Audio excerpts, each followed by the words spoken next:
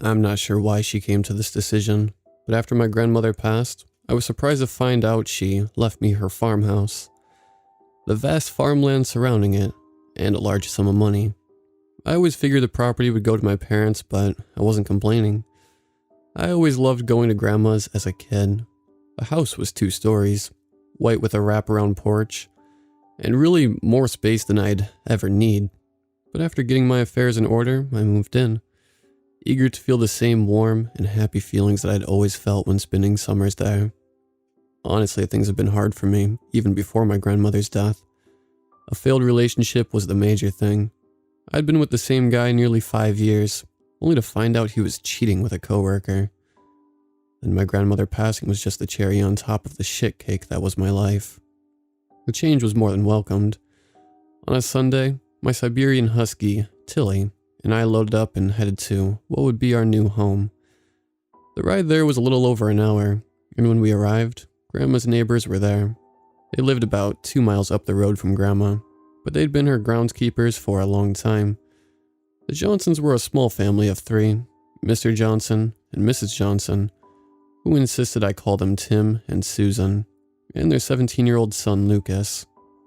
"Hey you guys," Lucas said, being the first to approach. He pat Tilly atop her head as her tail wagged graciously. "We're really sorry about Miss Mabel," Susan said sadly. They'd been at the funeral, but I hadn't been in much of a mood to chat. "Thanks," I replied. "Well, we've been here the last few days cleaning up the property. Usually it doesn't take much, but I'm guessing a big storm blew through here, so we've been clearing a lot of big branches, and even a few smaller trees," Tim said. "I appreciate y'all," I replied. That evening, Susan insisted on making dinner. I was too tired to argue. Plus baked chicken, steamed broccoli, and mashed potatoes sounded way too good to turn down. "I'd still like you all to be groundskeepers here if you want to. I know Grandma definitely would have wanted it that way," I told them. "Emma, you don't know how nice it is to hear that. We've been working here so long, just wouldn't feel right to stop now," said Tim. After dinner, they bid me good night. "Well, a shower then bed sounds amazing. Don't you think, Tilly?" I asked. She barked heartily and ran up the stairs. Being the only grandchild, Grandma had given me the biggest room upstairs. The bathroom was even en suite, which was so cool to me as a kid, opposed to having to walk down the hall to the bathroom like I did at home, because you know when you're a kid the hallway's the scariest place at night, next to the closet of course.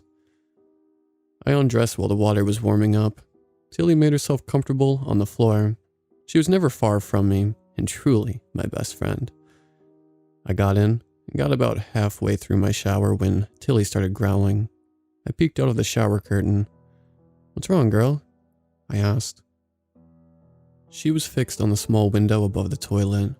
It was curtained, of course, but surely nothing was outside of a 2-story window anyway. "It's okay, Tilly," I told her. She calmed a bit, and I finished my shower. I dried off, then slipped on my bathrobe. As I did so, a loud bang came from the bathroom window, making me jump, and Tilly started growling again.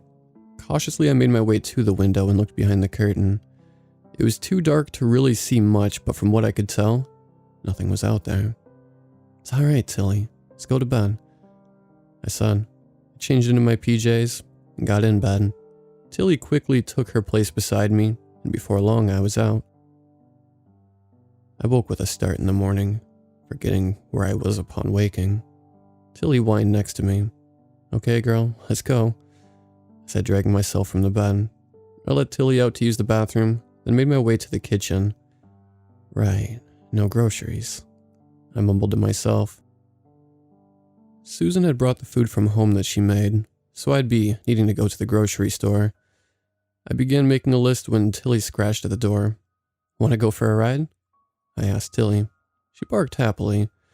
Since it was cool out, I didn't mind taking her with me. I bundled up and cranked my car so it would warm up. Going back upstairs, I remembered the bang on the window.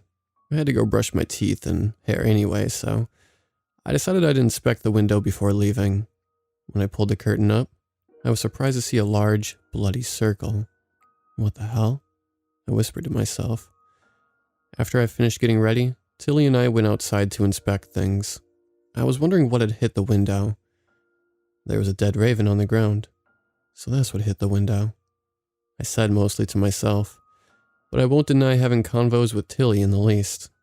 I found the old shovel out in the shed, scooped it up, then buried it back near the tree line. I didn't want Tilly getting a hold of it. Finally, we made our trip to town. I had nearly gotten everything I needed when something weird happened. I was over by the chips debating on which ones I wanted, when an old man who I'd never met, with severe cataracts on both eyes, grabbed my upper arm in a death grip. Ouch! I shouted. He pulled my face close to his and began rambling. You've got to get out of here. It's going to come for you. In the night or maybe in the day. Doesn't matter. You need to leave. You've got to leave. Understand? He ranted desperately. Mr. Sanders. A woman in scrubs scolded. The man jumped and quickly recoiled. I'm sorry, miss.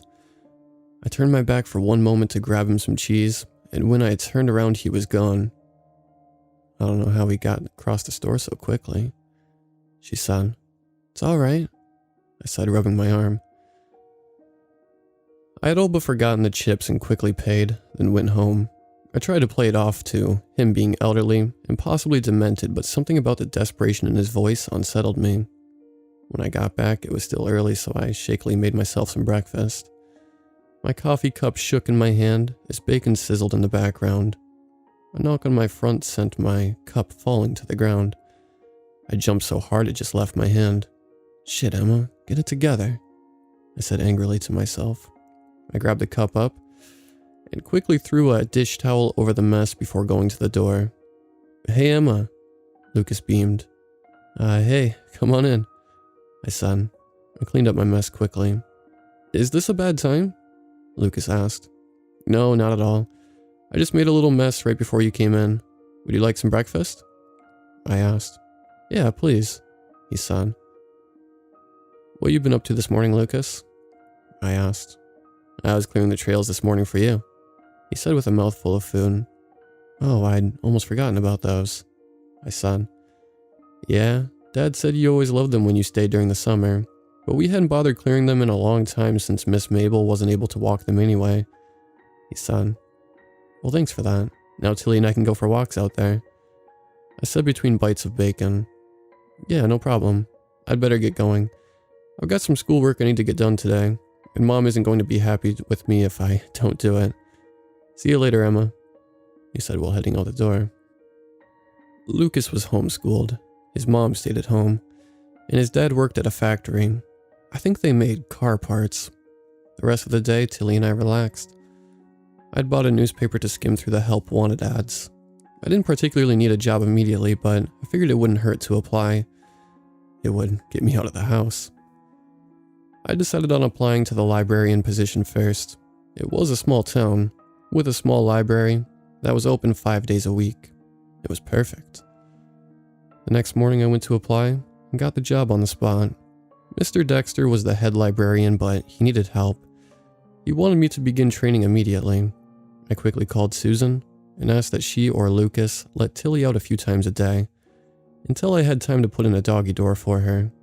After the first few days of training, I pretty much had everything down. I was right about it being a laid-back job, and I was really enjoying it. Things were going so well I'd nearly forgotten the troubles I'd left behind when I came here. Saturday after breakfast, I remembered Lucas had cleared the walking trails. Tilly, you want to go for a walk?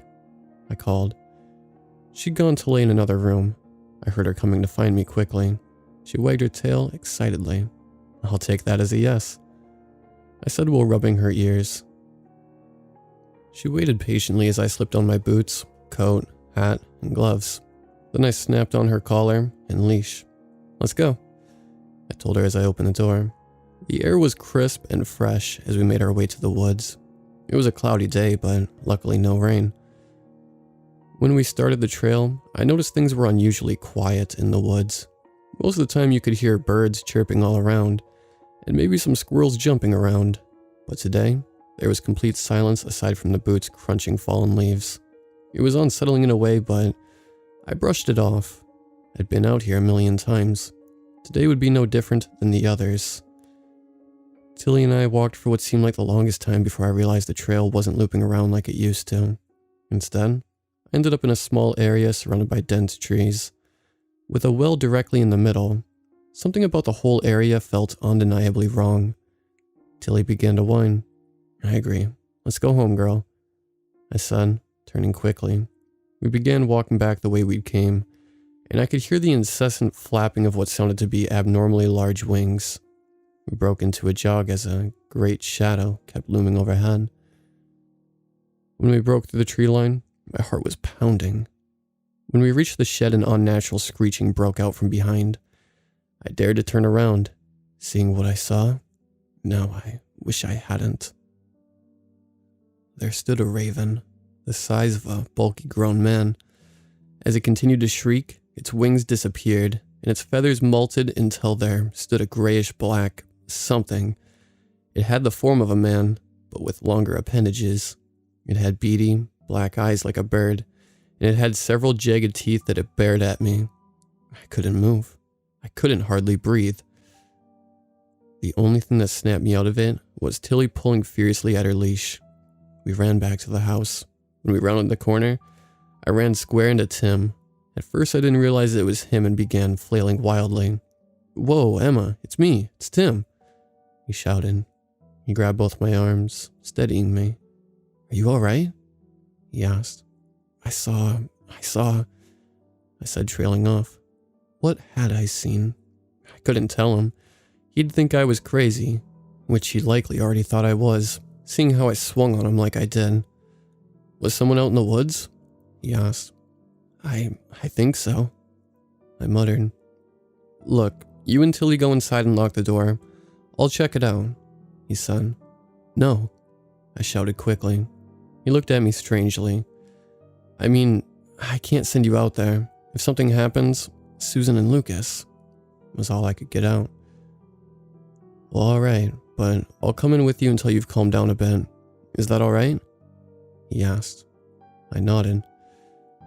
When we went in, I chucked off my boots and stuff, then sat in the living room. Tim went into the kitchen. I had no idea what he was doing, but at the moment, I couldn't care less. I pulled a cover over the back of the couch. Couldn't stop shivering. Tilly jumped up next to me and laid her head on my lap. I could tell she was distressed as well. "Here you go, Emma," Tim said, handing me a glass of hot tea. "Thank you," I replied. He sat quietly with me for a moment. I didn't have the heart to tell him, but I hated hot tea. So I set it on the table, hoping he'd think it was simply too hot to drink. He said. "What is it?" I asked. "It's not going to be as easy as I thought," he replied. "What isn't?"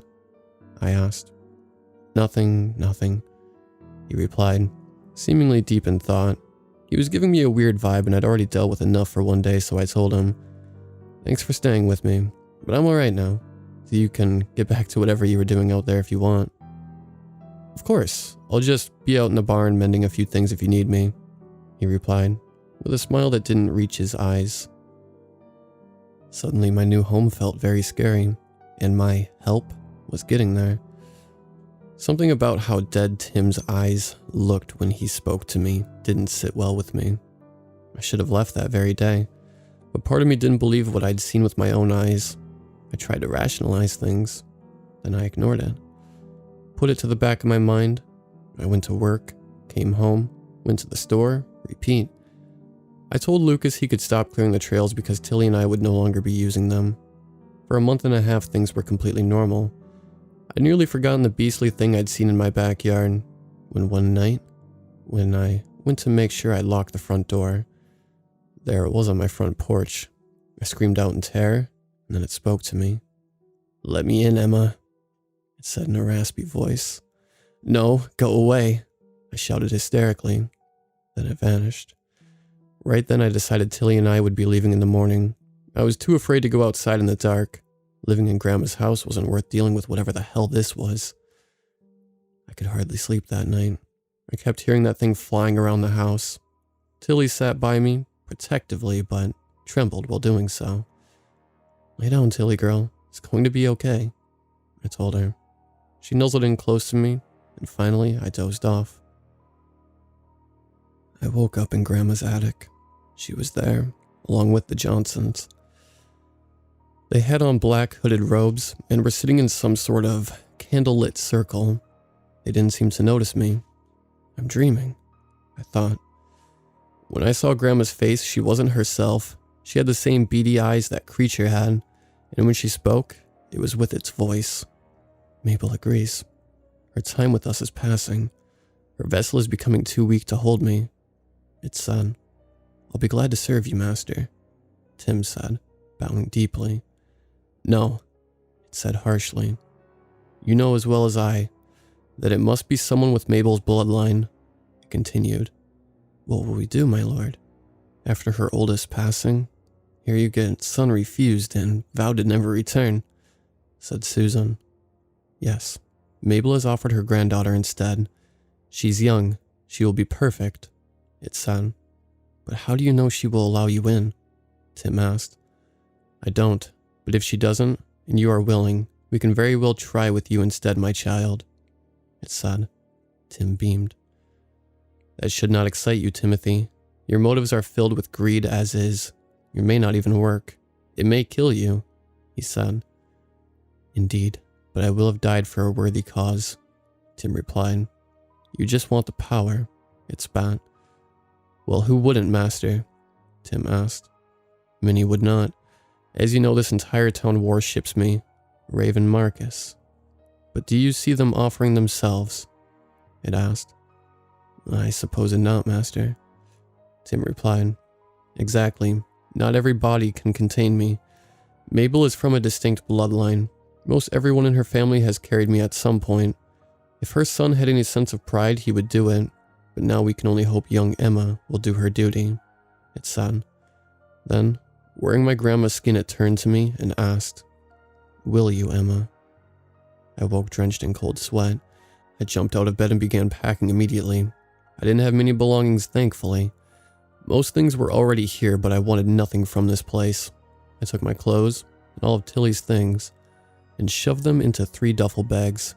Come on, Tilly, we're getting the hell out of here, I said. She was hot on my heels as we went downstairs.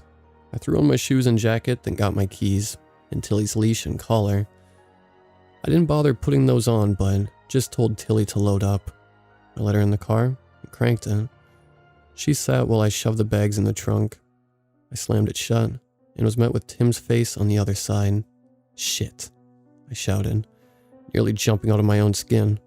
Where are you headed off to, Emma? He asked. Anywhere but here, I said, making my way around to the driver door. He grabbed my arm as I passed him. It's what you were born to do, Emma. He's not going to be happy without having you as a vessel, Tim said. You tell him I said go to hell, I said, pulling away from Tim. You don't get it, do you? This has been the way things are for centuries. You can't just change that. He's all of us. He's what keeps this place going. He can sustain without you. But your children and your children's children, and so on, may come to him. There's nothing you can do about that, Tim shouted.